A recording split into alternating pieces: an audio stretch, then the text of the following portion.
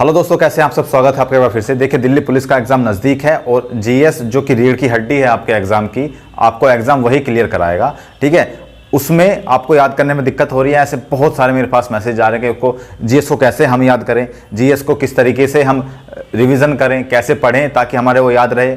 हमें ऐसा लगता है जैसे कि हमने बहुत सारा पढ़ने के बाद भी कुछ हमारे याद नहीं है। हमें लगता है कि हम एग्ज़ाम में बैठेंगे और हमारा जो माइंड है उससे जीएस स्लिप हो जाएगी, हम उसको क्वेश्चन को नहीं लगा पाएंगे। इस तरीके के बहुत सारे डाउट आप सब लोगों के बीच में हैं।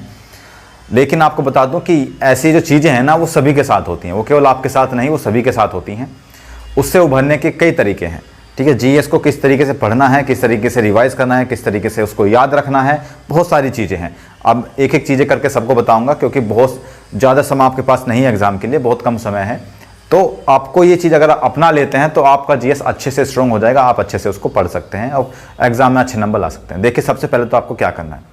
सबसे पहले तो जिस माइंड से आप पढ़ते हैं या जिस माइंड में आप स्टोर करके रखते हैं, उस माइंड को स्ट्रॉन्ग बनाना है।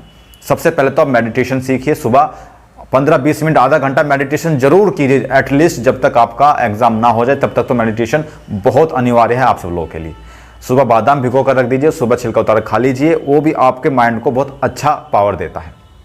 दूसरी बात मैं आपको बता दूं, रिवीजन करने का क्या तरीका होता है। देखिए, अभी चीज़ों को रैंडमली मत पढ़िए कि आपने हिस्ट्री उठाई, हिस्ट्री पढ़ना शुरू कर दिया, फिर ज्योग्राफी उठाई, ज्योग्राफी पढ़ना शुरू कर दिया, कल पॉलिटी पढ़ लेंगे। ये सोचते हैं ना आप सब लोग कि कल पॉलिटी पढ़ लेंगे, कल फिर एनवायरनमेंट पढ़ लेंगे, वो सारी चीज़ें नहीं।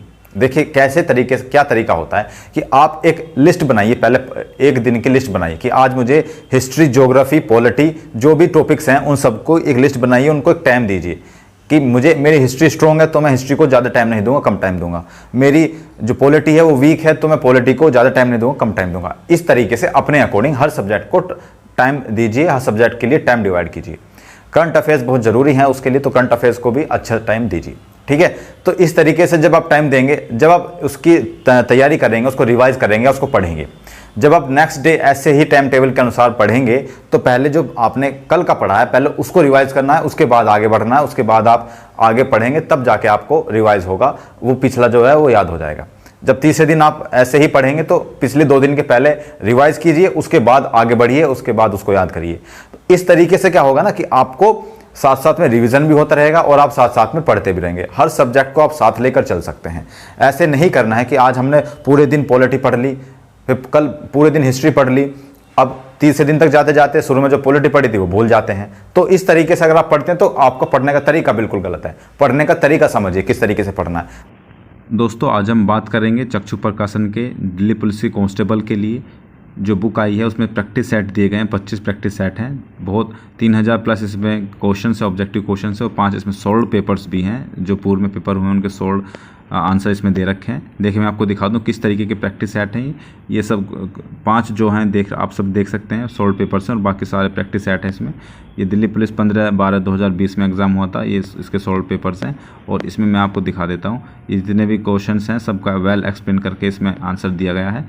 और ये सारे जो प्रैक्टिस सेट हैं आप जब लगाएंगे तो बहुत अच्छा, ये लास्ट ईयर क्वेश्चन पेपर्स को देखते हुए नेक्स्ट जो एग्ज़ाम है उसमें किस तरीके के क्वेश्चन आ सकते हैं वो चीज़ को देखते हुए आपके प्रैक्टिस सेट बनाए गए हैं। बहुत अच्छी बुक है, आप सब लोग इसको खरीद कर अपनी तैयारी बेहतर कर सकते हैं। अपना एक टाइम टेबल बनाइए, हर सब्जेक्ट को एक टाइम दीजिए कि मैं इस सब्जेक्ट को इतना टाइम देना चाहता हूँ, इतने टाइम में पढ़ लूँगा, इतने टाइम में मुझे ये इनफ है इस सब्जेक्ट के लिए। तो इस तरीके से टाइम डिवाइड कीजिए। एक कॉपी बनाइए, उसमें क्या है कि जैसे आपने कोई भी टॉपिक पढ़ा तो उसमें यूट्यूब से या गूगल से या कहीं भी प्रैक्टिस सेट से आप उसके एमसीक्यू निकालिए। एमसीक्यू जो आपसे हो जा रहे हैं, यानी कि आपने वो पढ़ा है, आपसे हो जा रहे हैं तो ठीक है, जो नहीं हो पा रहे हैं उसको नोट कर लीजिए कॉपी पर। ठीक है, फिर उसको याद करिए।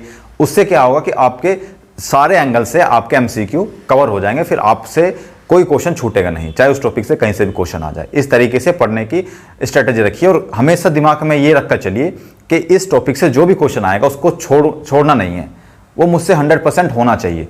इस स्ट्रेटेजी से अगर आप पढ़ते हैं तो चारों तरफ से जब एमसीक्यू लगाते हैं और प्रैक्टिस सेट लगाते हैं तब आपको अपने आप अंदर से कॉन्फिडेंस आता है कि हाँ, आज मैंने अच्छा किया है। ठीक है, और अब मेरे नंबर बढ़ते जा रहे हैं, तो उसी से आपके नंबर भी बढ़ेंगे। टेस्ट सीरीज में अभी टेस्ट सीरीज में नंबर बहुत लोगों के नहीं बढ़ रहे हैं, ठीक है, उस तरीके से नंबर भी बढ़ेंगे। तो करंट अफेयर्स, साइंस वगैरह, इन पर विशेष ध्यान दीजिए, हिस्ट्री वगैरह, ठीक है, क्योंकि इससे ज़्यादा क्वेश्चन आते हैं। और लास्ट ईयर के क्वेश्चन पेपर से एक बार जरूर एनालिसिस कीजिए आप लोग। उससे क्या होगा कि उससे पता चलेगा कि किस तरीके के किस सब्जेक्ट से ज़्यादा क्वेश्चन आते हैं। फिर उस सब्जेक्ट को ज़्यादा पढ़िए, उस सब्जेक्ट को ज़्यादा टाइम दीजिए, इस तरीके से पढ़ने की स्ट्रेटजी बनाइए। थोड़ा मैथ पर भी ध्यान देते रहिएगा, रीजनिंग पर भी, क्योंकि कुछ लोग इनको इग्नोर कर देते हैं, ठीक है, जीएस पे ध्यान देते हैं लेकिन इन चीज़ों को इग्नोर कर देते हैं। पार्ट तो मतलब क्वेश्चन तो वहाँ से भी आते हैं ना, तो उन चीज़ों को भी शामिल कीजिए अपने जो टाइम टेबल है उस चीज़ में, ठीक है। तो इस तरीके से पढ़ना स्टार्ट कीजिए और आपका सिलेक्शन जरूर हो जाएगा। अंदर से ही कॉन्फिडेंस रखिए, ठीक है। जितना पढ़ेंगे आप, जितना ज़्यादा पढ़ेंगे, कम से कम 9 से 10 घंटे तो आपको पढ़ना ही पड़ेगा, तभी आपका सिलेक्शन हो पाएगा। इससे अगर कम पढ़ते हैं, क्योंकि दूसरे लोग भी इतना ही पढ़ रहे हैं, तो आपको उससे ज़्यादा ही पढ़ना पड़ेगा, ठीक है। बहुत मैटर करता है कि दूसरे लोगों को देख करके आप मोटिवेट हों कि वो 7 घंटे पढ़ रहा है तो मैं 8 घंटे पढ़ूंगा। इस तरीके की भावना अगर आप अपने अंदर रखेंगे तो आप उससे ज़्यादा पढ़ पाएंगे, उससे ज़्यादा मेहनत कर पाएंगे और उससे जल्दी आपका सिलेक्शन भी होगा। मेरिट में आप उससे ऊपर आ पाएंगे और जल्दी से आपका सिलेक्शन भी हो जाएगा।